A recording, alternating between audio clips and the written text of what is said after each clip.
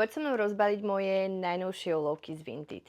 Tento balík mi prišiel včera z Poľska, trvalo to trošku dlhšie ako zvyčajne, ale konečne je doma. Nebol vôbec drahý a sú tam asi 4 veci, na ktoré sa celkom teším, takže poďme na to. Toto sú teda moje úlovky. Je tam jedno sako, sú tam dvoje šaty a jedno tričko, ktoré by som chcela kropnúť. A to sako tiež. Najprv je tu teda toto Hugo Boss sako, ktoré stálo asi 3,50 alebo 4 eurá.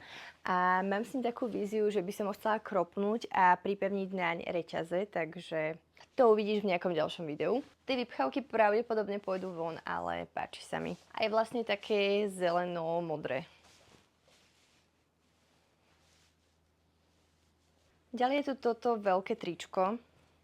Je to až 38, dobre, takže to nie je také veľké, ale je moc dlhé a to sa mi nepáči, takže ho budem určite strihať. Ale samozrejme, že to bude chcieť inú spodnú časť oblečenia, keďže teraz vyzerám ako v pyžame.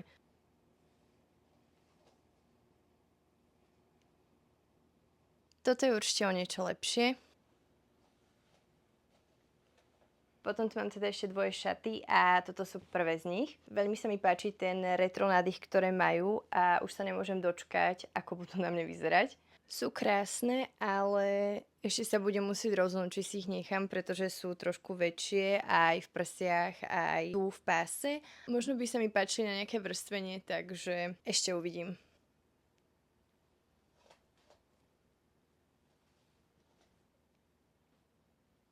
Ako posledné tu mám tieto, na ktoré som sa tešila najviac a dúfam, že budú vyzerať najlepšie, inak budem fakt smutná. Sú SK, ale je to taký voľnejší strih, alebo sú teda dosť veľké, ale fakt sa mi páčia.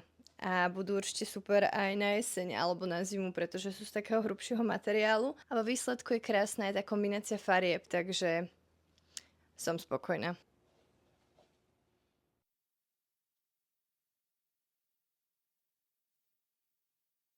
A to je teda všetko z môjho balíčku, ktorý mi prišiel z Poľska. Ak chceš vidieť viac takýchto videí, tak ma nezabudni odoberať. A tiež mi do komentára nezabudni napísať, ktorý z týchto kúskov sa ti páčil najviac a či si mám tie biele šaty nechať.